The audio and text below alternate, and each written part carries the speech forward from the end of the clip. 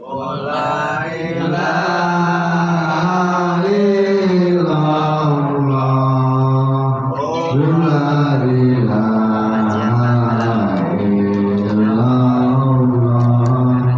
Muhammadur Rasulullah.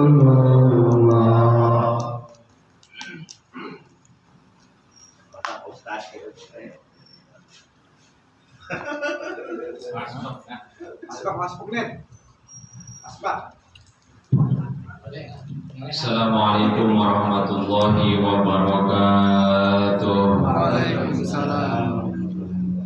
Alhamdulillah wassalatu wassalamu ala Rasulillah Sayyidina Muhammad ibn Abdullah wa ala alihi wa sahbihi wa wala amma ba'du. Qala ta'ala fi kitabihil aziz. Bismillahirrahmanirrahim. Wa itta'adzana rabbukum la in syakartum la azidannakum wa la in kafartum inna 'adzabi lasyadid. Wa kama qala aidan ya ayyuhalladzina amanu la tulhikum amwalukum wa la auladukum an dzikrillah wa yaf'al dzalika fa ulaika humul khasirun. Sadaqallahul adzim wa qala Rasulullah sallallahu alaihi wasallam man kharaja fi talabil ilmi fa huwa fi sabilillah hatta yarji'a. Sadaqallahu wa sadaqa Rasulullah sallallahu alaihi wasallam. Hadirin bapak-bapak jamaah pengajian Mushola An-Najm yang saya hormati, terkhusus Ketua DKM yaitu Bapak Salim yang saya hormati, Bapak RT Yahum yang saya hormati, dan juga para kesepuhan, bapak-bapak para jamaah yang hadir pada kesempatan malam hari ini. Ya, insya Allah mudah-mudahan kita semuanya ada dalam rahmat dan ridhonya Allah Subhanahu wa Ta'ala. Puja dan puji syukur kita panjatkan kepada Allah.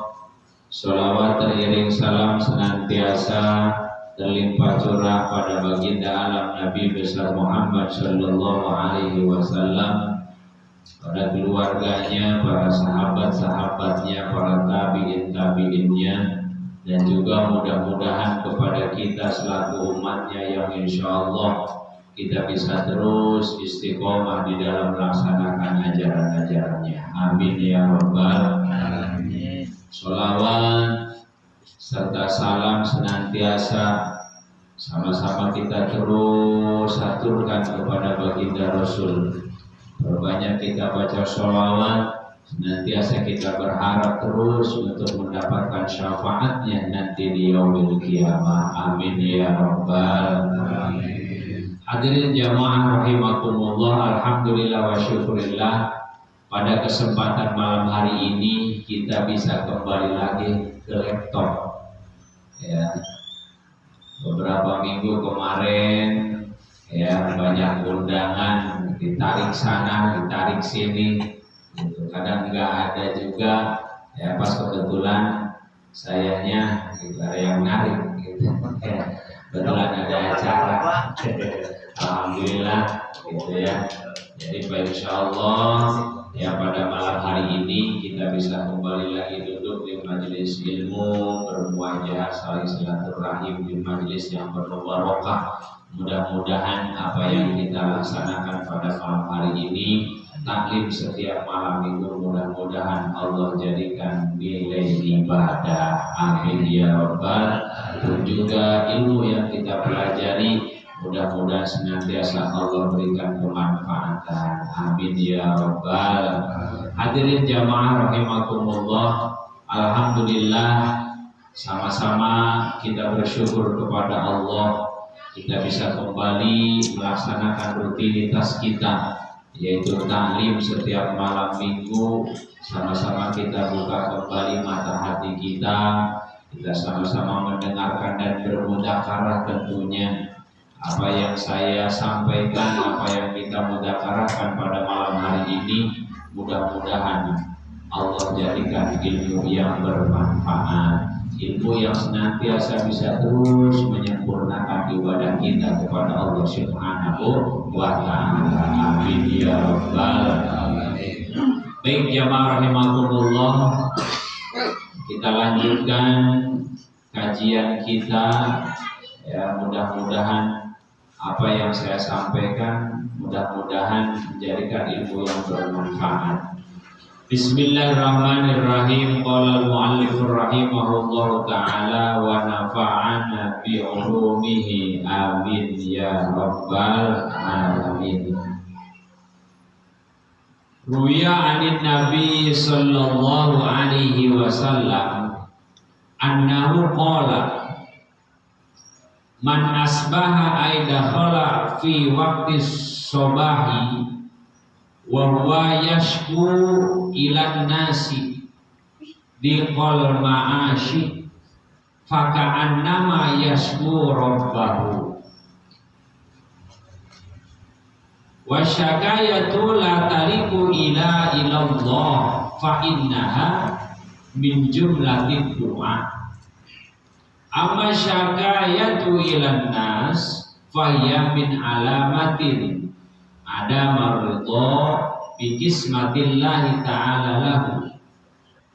Hadirin jamaah rahimakumullah, diriwayatkan bahwasanya baginda Rasul Muhammad sallallahu alaihi wasallam telah berkata, kata Rasulullah sallallahu alaihi wasallam, man asbaha, siapa orang yang pagi-pagi aidakhala fi waktu sobahi, yaitu pas waktu pagi, ya, pagi-pagi waktu subuh atau pagi, wa huwa yashku, orang tersebut mengadukan nasibnya, kesukarannya, ya, kebingungannya, ya, ilana sama manusia, gitu. Jadi isuk-isuk geus nanangga, gitu.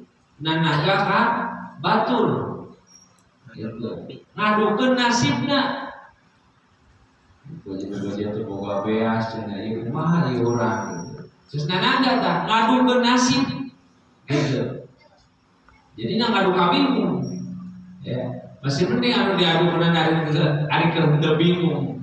Misalnya keur bingung ya, jadi kalau bingung-bingung Pak, ya, jadi bingung semua ujungnya. Jadi pagi-pagi itu udah nabung, terus ngeluh gitu ya, ngeluh tentang kehidupannya, gitu. Bingung, repot, gitu ya.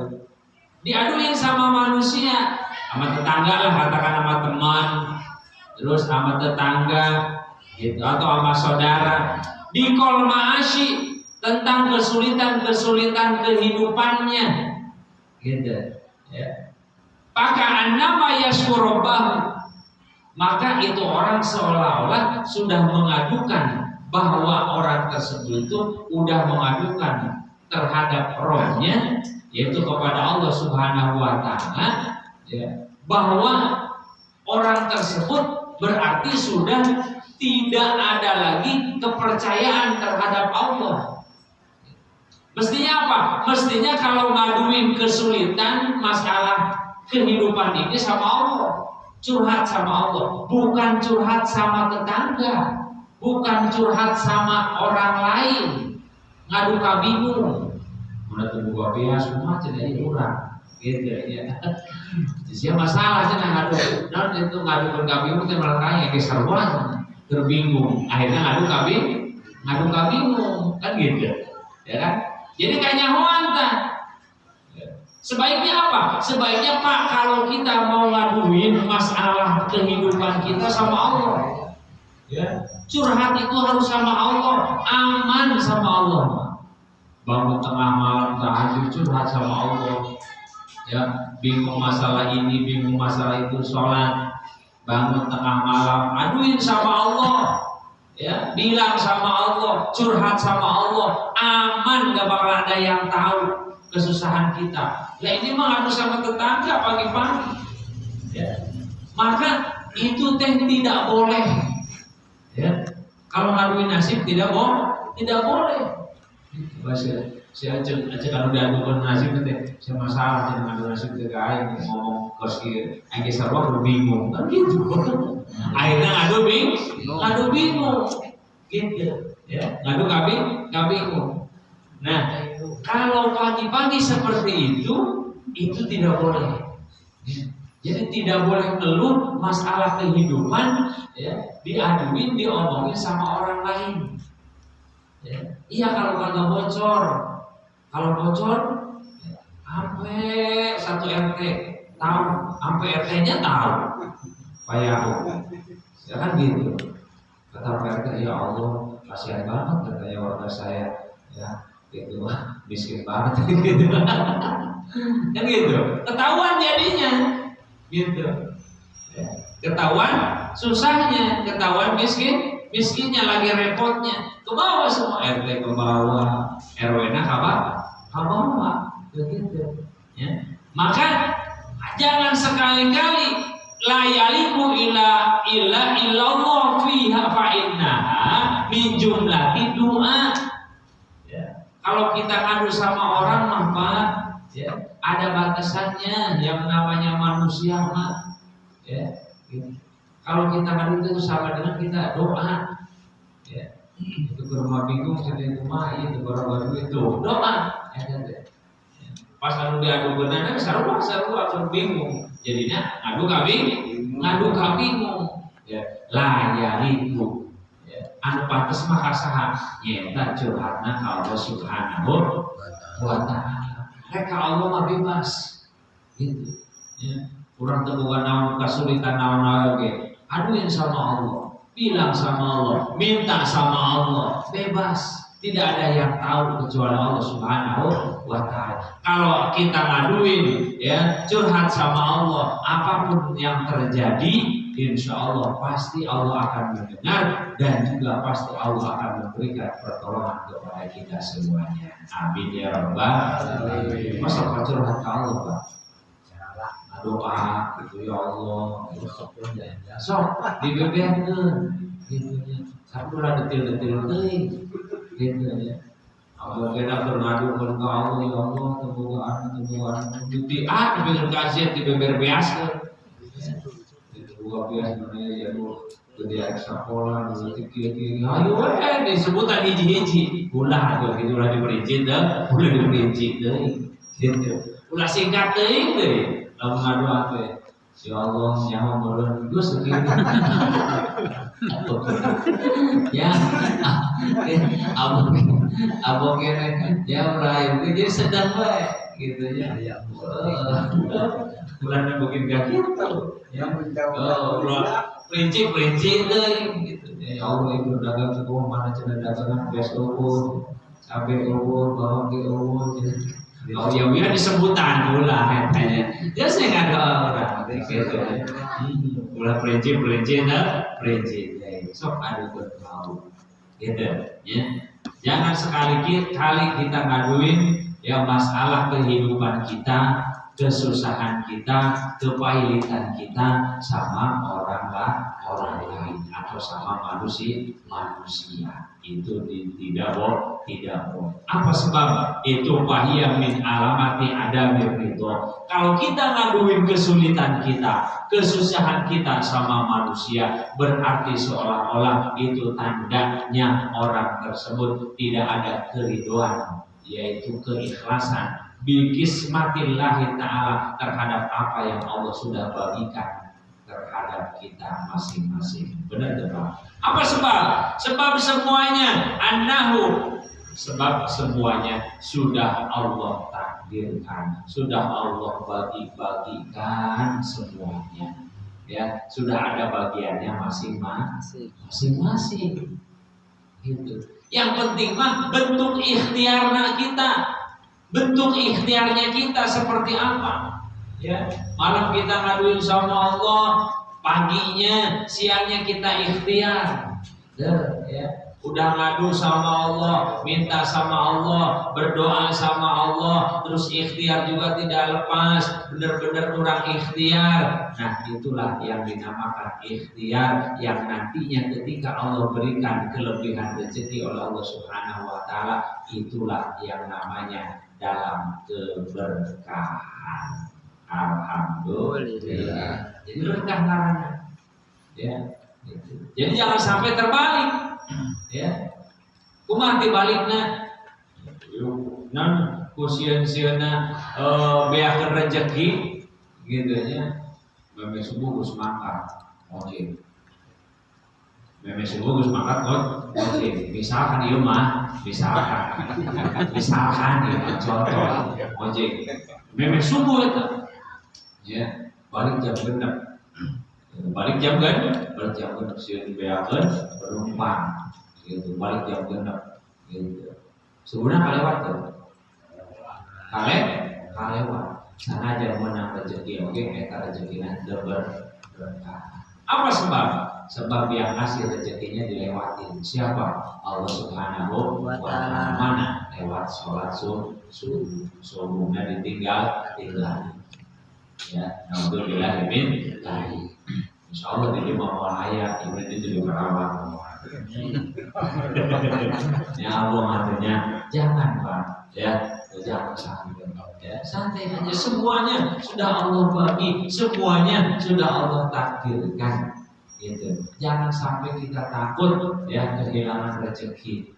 Pun juga semuanya udah Allah takdirkan masalah rezeki, intinya dia jalan. Kewajiban jangan sampai kita tinggalkan. Ya, gitu. Setiap hari yang dikejarnya urusan dunia, sampai urusan akhirat yang memberi rezekinya yaitu Allah Subhanahu wa taala dilupakan. Salat subuh tinggal gitu. Ya, memang salat subuh, memang waktu subuh geus mangkat poe pisan. Jadinya subuh kita ditinggal untuk bilahimin. Nah, maka kembali kata Rasul, siapa orang yang mengadukan nasibnya, kesulitannya masalah dunia terhadap manusia, maka itu seolah-olah orang tersebut tidak ridho terhadap apa yang sudah Allah takdirkan, dan itu termasuk tidak pantas. Kenapa? Karena yang hanya pantas untuk mengadukan semua permasalahan yang kita jalani di muka bumi ini, kehidupan ini, hanyalah kepada Allah Subhanahu wa taala. Gitu. Ya. Makanya Rasulullah Shallallahu Alaihi Wasallam dalam salah satu hadisnya mengatakan, kalau kita ingin selamat baik di dunia maupun di akhirat, ya, gitu. Kalau masalah urusan dunia, jangan suka lihat ke atas, jangan suka lihat ke atas, lihatlah ke bawah.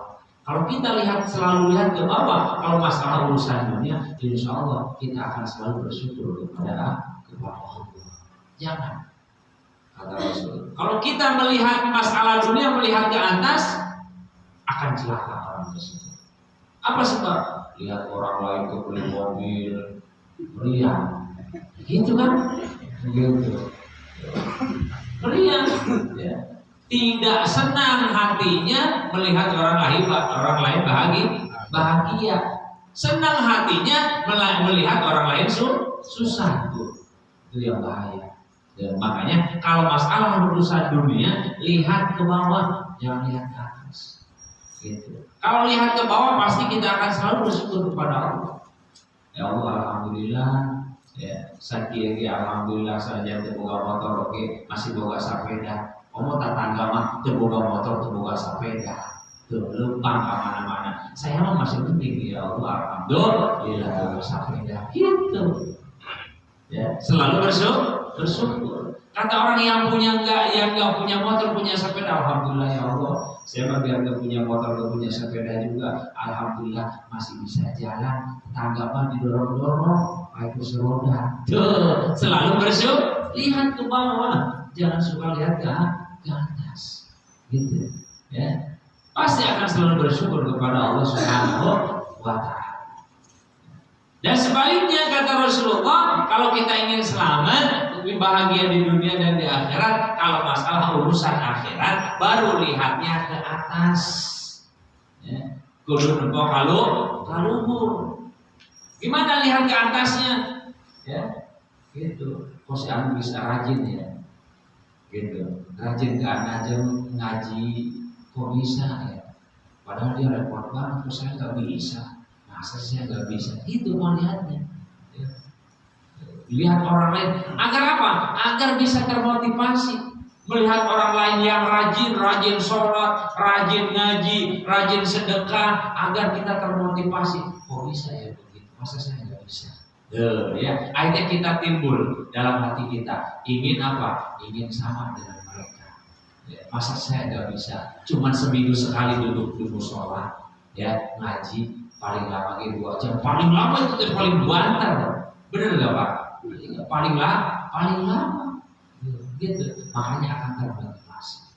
Ya. Tapi kalau kita melihat ke urusan akhirat, melihatnya selalu ke bawah, akan celaka. Gitu Ustaz. Ya, saya masih mending katanya. Ya. Masih mending sholat barjing 25 waktu intinya juhur asar doang oke. Kamu tak tangkap campur sholat pisan Pak Ustaz. Saya masih mending. Ya, lihatnya kayak begitu. Gak bakalan maju saumur hidup kita sholat. Ayo campur 5 waktu. Anak kona anu udah sholat bahaya. Ya, bahaya. Makanya sama-sama kita menjadikan motivasi. Lihat, kalau masalah urusan akhirat lihat ke atas. Kalau masalah urusan dunia selalu lihat ke bawah. Agar kita selalu terus bersyukur kepada Allah Subhanahu wa Ta'ala. Jadi intinya kata Rasulullah Sallallahu Alaihi Wasallam, jangan sampai kita itu ya setiap harinya mengeluh ya permasalahan urusan dunia, masalah kehidupan diadili terhadap manusia. Adukan sama Allah, curhat sama Allah, bukan gampang. Udah ada tuh ya curhat sama Allah. Yang apa nomor teleponnya kan udah ada. Mana nomor teleponnya itu yang 5 waktu 44342. Tinggal dikencet ya 4 zuhur 4 asar 3 maghrib bisa 4 2 subuh sudah curhat sama Allah. Habis itu kita berdoa sama Allah Subhanahu wa Ta'ala. Nah, maka disitulah yang namanya ibadah sholat adalah ibadah yang langsung. Salah satu alat komunikasi kita kepada Allah Subhanahu wa Ta'ala. Ya, rangkaian ibadah sholat. Makanya dikatakan ibadah sholat itu ibadah yang langsung kepada Allah. Salah satu alat komunikasi kita. Alat komunikasi kita kepada Allah Subhanahu wa Ta'ala. Minta ampunan di situ, minta rezeki di situ, minta keberkahan di situ, minta keikhlasan dalam ibadah. Ada semuanya di dalam sholat. Makanya sholat salah satu alat komunikasi hambanya terhadap zat Allah Subhanahu wa Ta'ala. Jamaah yang dirahmati Allah Subhanahu wa Ta'ala.